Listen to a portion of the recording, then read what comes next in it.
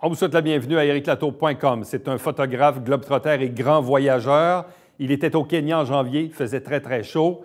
Il a pris le chemin de l'hôpital, mais en avion ambulance, vers Nairobi.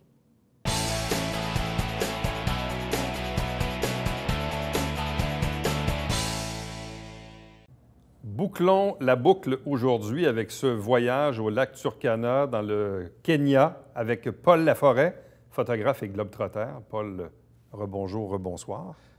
Les deux. On a quand même passé les 3 dernières émissions à résumer à peu près 5 jours de voyage. Oui, exact. Là, on arrive au jour numéro 6 et au jour numéro 7. Je résume parce que dans les 5 premiers jours, tu as dit à plusieurs reprises qu'il faisait extrêmement chaud. Même si on est à la mi-janvier, on est au Kenya. Donc, extrêmement chaud. Pas de climatiseur ni dans le véhicule ni à l'hôtel. Pas beaucoup de vent non plus. Et là, évidemment, au cours des 3 dernières émissions, tu as parlé du périple où on est dans un Jeep sur une route peu commode pour finalement se rendre là. Donc, on voit un peu le contexte, sans tour cellulaire non plus, mis à part peut-être un téléphone satellite dans le véhicule, mais sans plus. Donc, ça, c'est un peu le contexte. Peut-être nous résumer en quelques mots, quelques phrases, ces premiers jours de ce voyage au Kenya. Je vois que tu m'as très bien suivi quand même, parce que tu passes beaucoup de monde ici, Oui. Forcément. Ma dernière émission est très différente parce que là, je raconte autre chose qui m'est arrivé là-bas. Ouais. Avant, là, j'ai un petit cadeau que je t'ai apporté. Qu'est-ce que c'est? Touche. Touche, c'est important. C'est très drôle parce que ça ressemble à un bout de bois, Oui, mais quand on lui touche, c'est comme une roche. exact. C'est C'est, un petit morceau de bois pétrifié que j'ai ramassé lorsque je suis dans la forêt pétrifiée, lors de notre visite, la journée de visite que j'ai faite dans le parc Sibyl-Louis. Le morceau de bois, il devient un peu fossilisé, c'est ça? Exactement. Il est transformé, il devient autre chose. Il devient drôle, autre chose, il est extrêmement dur. Les bûches qu'on avait sur lesquelles on pouvait s'asseoir étaient... Mais pour revenir à l'émission, j'ai fait un texte de 1130 mots pour les amis de la photo. Je l'ai baptisé « La chance ». C'est pas pour rien que j'ai baptisé « La chance », c'est parce que j'ai eu beaucoup de chance dans ce voyage-là, où, en toute honnêteté, j'aurais pu y laisser ma peau. Ouais. Oui. Disons que tu n'avais pas toutes les chances de ton côté dans la mesure où tu étais loin, reclus, avec des conditions de chaleur particulières. Je vais repartir rapidement du début. Quand j'arrive le premier soir dans le fameux village des femmes, Samburu, lorsque j'ouvre la porte de mon espèce de petite cabane, là, qui était quand même bien, pas pire, là, il faisait une chaleur là-dedans, c'était fermé, et ça me prenait dès le départ. Parce qu'à Nairobi, à 28, 29, 30, à ce temps-là, il n'y a pas de problème. Quand on quitte, on descend d'altitude. Et rendu là, déjà, c'était pénible. Or, je suis à ma première journée. Or, les jours qui suivent, quand on prend la route le lendemain pour se ramasser au sud du lac Turkana, au fameux village de Loyan Galini, là, cette journée-là, je suis quand même dans l'ensemble assez bien. Puis j'avais raconté, on a mis 9 heures de route. Les arrêts, c'était pour la photo, point. On mange notre petit sac de chips sur l'heure du midi, vous l'avez trouvé très bon, je m'en rappelle. Puis je mange rarement des chips. Ça a été le repas du midi, ça. Et le soir, quand j'arrive à mon espèce de lodge, là, première opération, c'est pas compliqué, là, je m'étends sur mon lit. Joseph vient me chercher pour le souper. Et au souper, déjà, j'ai pas faim. Bien, ce qui peut arriver quand il fait très chaud, des fois, on n'a pas tellement faim. Évidemment, c'est mon deuxième soir. Le lendemain, on prend le bateau pour aller sur l'île du Sud.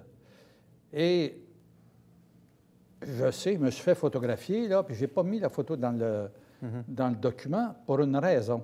Je sais ce que j'ai l'air. Sur le bateau, je trouve ça pénible. On passe une grosse heure à se faire brasser, mais en même temps, il fait extrêmement chaud. Et mes petits noirs qui sont avec moi, là, eux, ils n'ont pas de problème. Ils ont l'habitude de la température du Kenya. Pas moi, à ce moment-là. Je dois être aux environs de 40 degrés. Ouais. Et le soir, au retour, quand je vais voir les El Molo, dans l'après-midi, j'avais dormi au retour de la... À chaque fois que j'avais une chance, c'est pas compliqué, là, je m'étendais. Ouais. Et ma nourriture solide, là, les quelques fois que j'ai mangé dans les 7 jours, il y a eu 5 jours que j'ai raconté, mais il y a 2 jours qui sont à vide, là. Ils s'en viennent. Ma nourriture solide, elle sortait.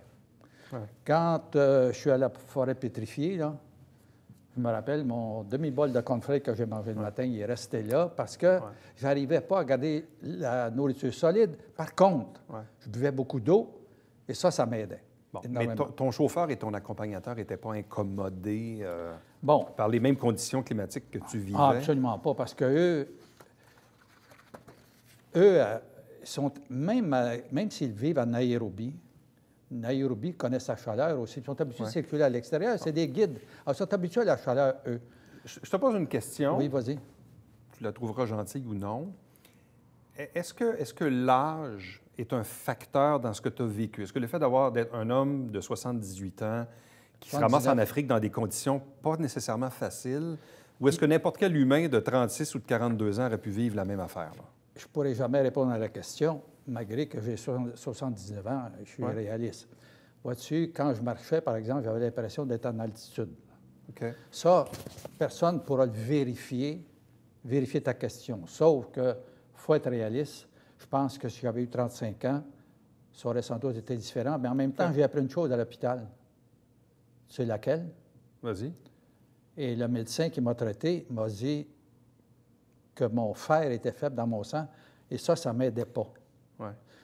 Et c'est une remarque que j'ai trouvée intéressante. Mais comment prouver? Ouais. OK. Mais avant de se rendre à l'hôpital, il faut comprendre que là, on est au Kenya, on est loin. Faut que je raconte. Mais là, à partir de quel moment ça s'est mis vraiment à pas filer à un point où on a dû appeler à l'aide? À la 6e journée, on revient vers le sud du lac. Et là, c'est pénible. Mais la 7e, là, j'ai un peu le maximum de mon malaise. Je suis assis dans la camionnette, je ne fais plus de photos, ma caméra est trop lourde, et là, je ne suis vraiment pas dedans. Puis surtout qu'on s'en va vers le village de Maralal, où je devais coucher le dernier soir avant d'aller au lac Baringo. Ouais. La camionnette de Joseph devait être rendue au lac Baringo parce que je changeais d'individu, là. Joseph continuait avec moi, puis l'autre s'en allait chez lui. Mais qui a sonné la sonnette d'alarme? Je vais te la donner. Rendu à Maralal. Avant ça, j'ai oublié un détail très important. Sur l'heure du midi de la 7e journée, on s'arrête dans un village Samburu et Adrien, il connaît du monde en cours de route. Là, on est vraiment dans la brousse, mais ça ne fait rien. Joseph m'apprend. Joseph remarquait davantage, parce qu'il me connaît, ça fait 3 fois que je le rencontre. Bon, il voyait que j'étais pas fort.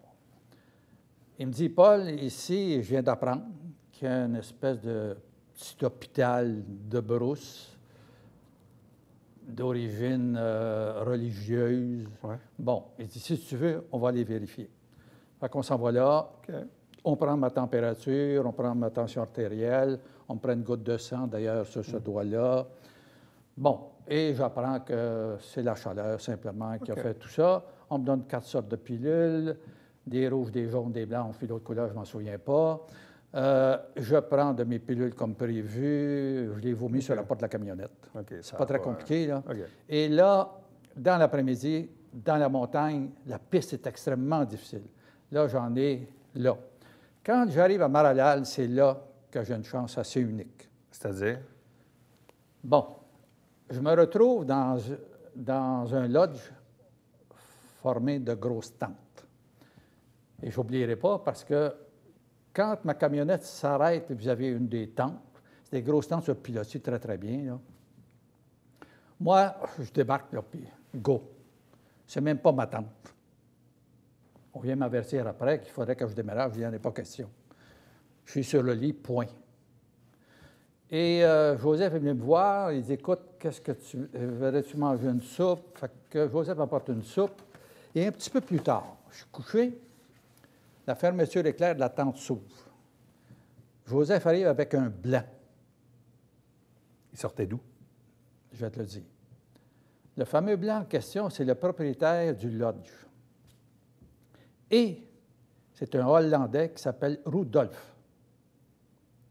Je ne peux pas l'oublier, lui. Parce qu'il est retraité, mais c'est un médecin retraité. Il a sa petite lampe de poche. Il me vérifie les yeux. Il prend mon pouls. Et il me dit tout simplement, moi, le lendemain matin, là, je suis supposé partir pour un autre lac. Là. Mais je suis devenu comme, je dirais, inconscient. OK. Il nous reste 10 minutes, Paul. Combien? Oui. Combien il nous reste? Alors, il nous reste 14 minutes. 14 minutes, on n'est pas payé. Et Rodolphe me dit, écoute, demain, là, tu restes ici, et demain soir, tu couches ici, il dit, j'ai de la place, il n'y a pas de problème. Tu me suis? Alors, c'est là que le lendemain, ben, ça n'allait pas mieux. Évidemment, le fait d'être couché, oui, c'était quand même bon. Et c'est là que la décision s'est prise, mais c'est pas moi qui l'ai prise. Parce que la veille, quand on va au petit hôpital d'Ambrousse, là, Joseph m'avait dit, Paul, veux-tu que j'appelle en aérobie? Ce qu'il voulait dire par là, c'est appeler à l'agence pour qu'il y ait des mesures de prise. OK? Or, pendant que je suis en congé, si tu veux, la fameuse journée à Maralal, dans le lodge, dans ma tente, là, Joseph a appelé l'agence. L'agence a communiqué avec je ne sais pas quelle compagnie. Là. Je ne peux pas répondre parce qu'à partir de ce moment-là, moi, je perds le contrôle de ma vie. C'est plus toi qui run le show. Non. Moi, je ne décide plus rien. Est-ce que c'est clair? Le lendemain matin, on saute dans la camionnette, mais je suis en montagne. Alors, il faut s'en aller dans une zone de plaine. On roule à peu près 15-20 km et je me rappelle très bien, on se retrouve dans un champ où il y a des chèvres au loin, puis une petite cabane de rien. Et on n'a pas 10 pas de fête en dehors de la camionnette. On entend un avion qui arrive. C'est pas compliqué, c'est un avion ambulance qui atterrit. Et aussi drôle que ça puisse paraître, mon premier geste, là, c'est d'aller vers l'avion ambulance. Je ne me suis jamais préoccupé de mes valises. C'est Joseph qui s'est occupé de tout ça. Et dans l'avion ambulance, j'ai une infirmière noire qui est là et un médecin blanc avec une barbe. Dans ton style un peu. À peu près de ton âge, d'ailleurs. Et moi, quand je l'aperçois, je dis, qu'est-ce que vous faites ici? En anglais, là, évidemment. C'est un médecin de Londres qui était venu aider pendant un mois en Nairobi, comme ça se fait couramment, ces choses-là. Et là, on a pris 15-20 minutes, on m'a branché, etc., là, parce que le lit m'attendait, l'infirmière était à côté, bon. Combien de temps dans l'avion? 40 minutes avant d'atterrir. À Nairobi? Oui. Ça aurait pris 2 jours pour se rendre en camionnette. Donc, on peut être pris au Kenya, dans le fin fond de nulle part, et avoir accès à un avion ambulance. J'aurais pu avoir accès à un hélicoptère aussi qui serait venu me chercher sans doute, mais je ne suis pas capable de répondre à tout ça. Tu as des bonnes assurances? Oui. Mais justement, il me reste un petit chèque à recevoir. La plupart des... Oui, ça a été payé. L'ambulance, 4 300 US. Et, bon, de l'ambulance, on me transfère à l'aéroport dans une ambulance. De l'ambulance, je pars, j'arrive à l'hôpital, on me met à l'urgence. À l'urgence, j'en ai 6 autour de moi. Je ne peux pas oublier ça. J'étais comme inconscient, mais présent. Je réalisais, tout en étant... Dans un état second? Un état second, c'est à peu près le meilleur terme. Puis tu savais que tu étais à l'hôpital, tu savais que tu étais à Nairobi, tu savais que tu avais fait 40 minutes d'avion, puis tu savais que ça n'allait pas, là. Oui. OK. Mais il n'y avait aucune résistance nulle part de ma part, là, de toute façon, puis ce n'était pas le temps là non plus. Alors, on me déshabille, puis là, écoute bien, on me sonne de partout. Et dans l'intervalle, rapidement, évidemment, là, je suis dans un hôpital privé. Moi, je ne sais pas ça. Je ne sais rien. Kennedy, qui est le boss à l'agence là-bas, à Nairobi, lui, s'est occupé de ma valise de vêtements et de ma valise de caméra. C'est la première fois que je laisse ma valise de caméra dans ma vie. Il est parti avec ça. Je ne sais même pas pourquoi, parce que dans ma chambre d'hôpital, il y a un risque de me faire voler. Le temps file, Paul. Le temps file. T'es resté combien de temps à l'hôpital? 5 jours. OK. Et là, tu as eu un ennui de vessie? Oui. Bon, à 11 h le premier soir, 23 h, OK? Je vais uriner, je bloque, et pas à peu près. Je commence à gonfler, j'avertis l'infirmière, à prendre du temps. 3/4 d'heure plus tard, on n'oublie pas ces détails-là. 3/4 d'heure plus tard, entre dans ma chambre, 2 infirmières et une femme voilée. Et quand je dis voilée, là, c'est pas ça, là, c'est le voile sur la tête, on se comprend? Et quand je regarde la couleur de sa peau, une très belle femme. Mais sa beauté ne m'a pas soulagé. Parce que quand tu gonfles de l'AVC, je vais dire une chose, c'est douloureux. Or, elle est sans doute de l'Afrique du Nord, mais ça, c'est une supposition de ma part. Mais la couleur de peau, elle n'est pas du... Mais là, on comprend que la pose du cathéter n'a pas été facile. La fameuse médecin en question... On a une photo? Ah non, on n'a pas de photo, désolé. Non. Je vais te parler de la pose, puis de la façon dont on m'a l'enlevé après. Ça prend. La femme médecin ne réussit pas après 2 essais. Elle quitte la chambre et je me souviens encore, elle dit « I am coming ». Ouf! Là, je dis « Qu'est-ce qui se passe? » Je continue à gonfler, moi, là. Puis la vessie, c'est un ballon, mais il peut pas en prendre, le ballon ne peut pas en prendre indéfiniment. Et là, tu dois être en train de te dire « J'ai failli mourir à l'autre bout du monde, puis là, j'étais à l'hôpital, puis on ne peut pas me soulager. » Et ça prend 1h15 avant qu'une femme noire, une médecin noire, arrive, et là, ça se fait rapidement. Elle avait le doigté? Ça doit être ça. Bon.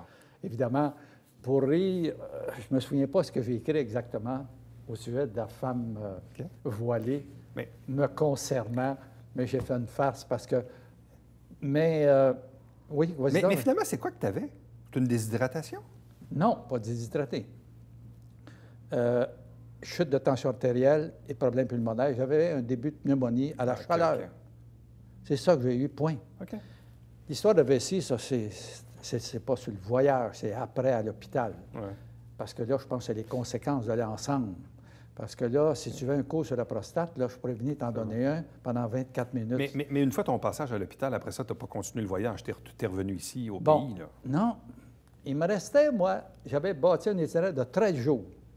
J'ai fait 8 jours, 5 jours à l'hôpital. Mais j'ai fait mes 13 jours. Il me restait 5 jours à l'hôtel parce que quand je suis seul, j'allonge toujours à chaque bout pour me calmer simplement. Et je suis retourné à l'hôtel avec médication. Et là, j'avais eu les antibiotiques, etc. à l'hôpital. Okay.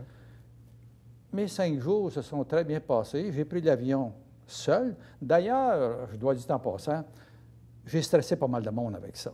Autant l'agence là-bas, autant l'agence à Québec, puis autant ma fille aussi. Ouais. Puis une femme de Drummondville que je mentionnais tantôt, là, qui va participer au mois d'août avec moi.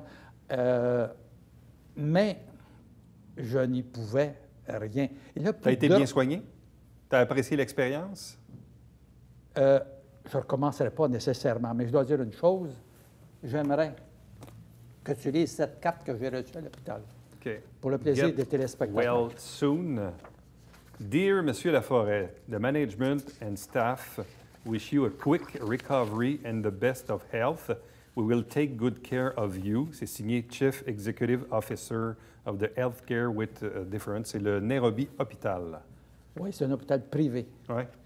Et est-ce que tu sais le plaisir que tu peux avoir quand tu es seul? On ne fait pas ça au Québec, il y a des cartes comme ça. Non. Il y a une autre chose qu'on devrait faire aussi. Ça, c'est ta facture d'hôpital. Oui. Facture. C'est en Kenyan shilling. J'ai eu 51 interventions dans 5 jours.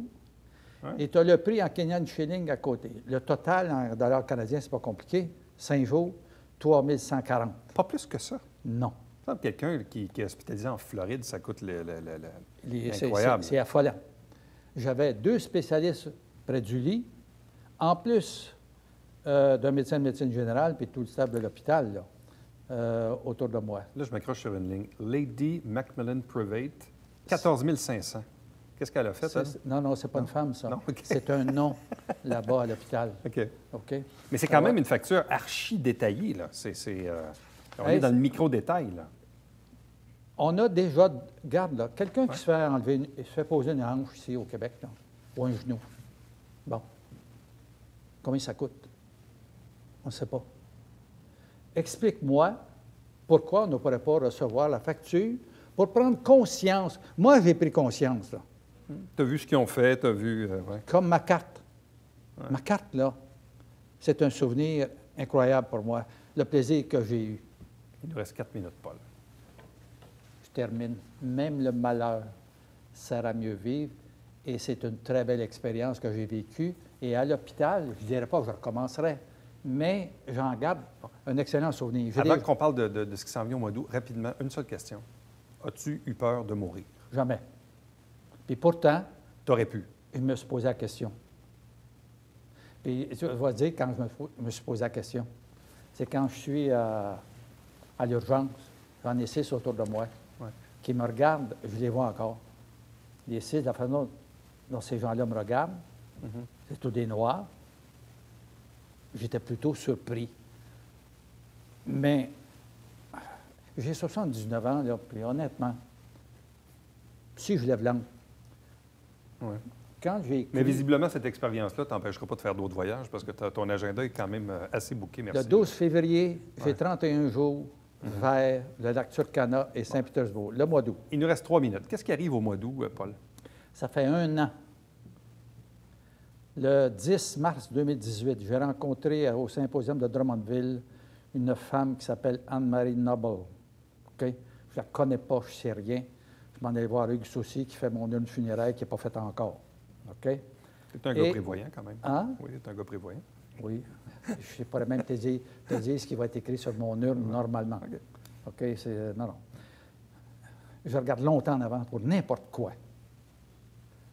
Bon. Là, tu me fais perdre mes idées.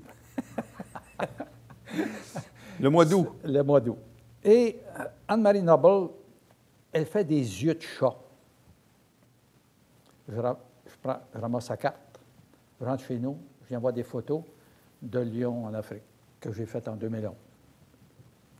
Je vois qu'elle réagit. 19 jours plus tard, c'est le jeudi saint. Je suis en train de souper.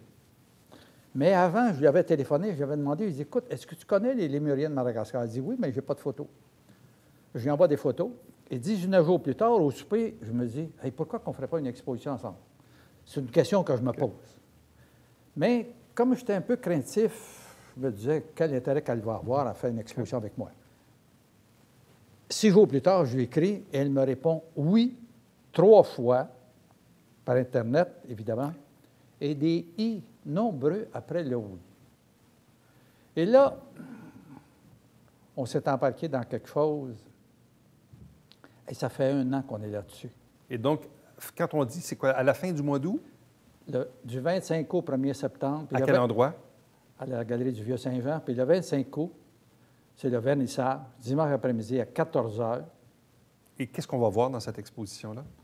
Je vais te dire que le vernissage va se faire le jour de mon anniversaire, où j'aurai 80 ans. En plus? Oui, bien ça a été un timing, disons, agréable aussi.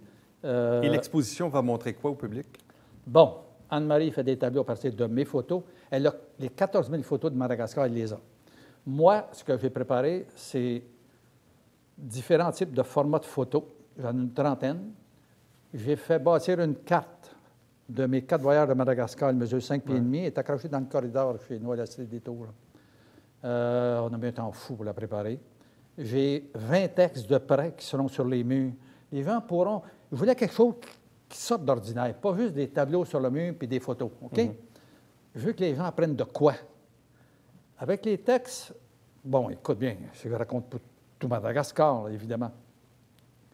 La définition d'un lémurien, elle est là.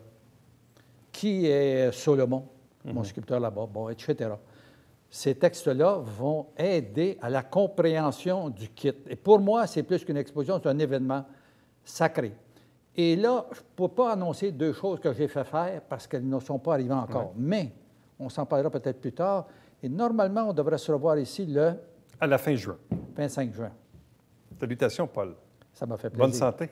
J'ai hâte de voir ton urne quand même.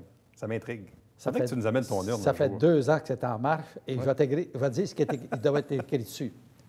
La sculpture fut ma maîtresse, la peinture ma femme. On se laisse là-dessus, Paul. Restez là. Au retour, la conclusion de l'émission.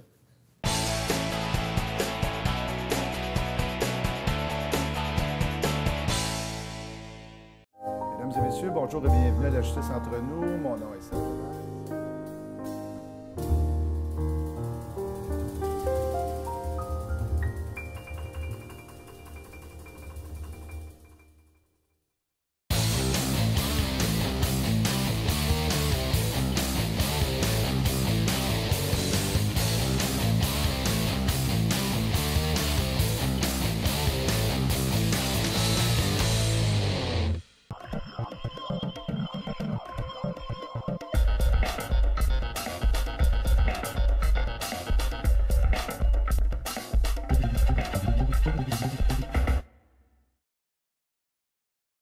Mesdames et messieurs, bon matin et bienvenue à votre télébingo sur les ondes de télévision du Haut-Richelieu. Vous aimeriez jouer au bingo dans le confort de votre foyer? C'est possible. Tous les dimanches matins, 9h30, à la télévision du Haut-Richelieu, maintenant en haute définition au 609. C'est 4 000 $ en prix à chaque semaine. Pour vous procurer les livrets du télébingo, c'est facile. Consultez la liste de nos 30 dépositaires au www.tvhr9.com.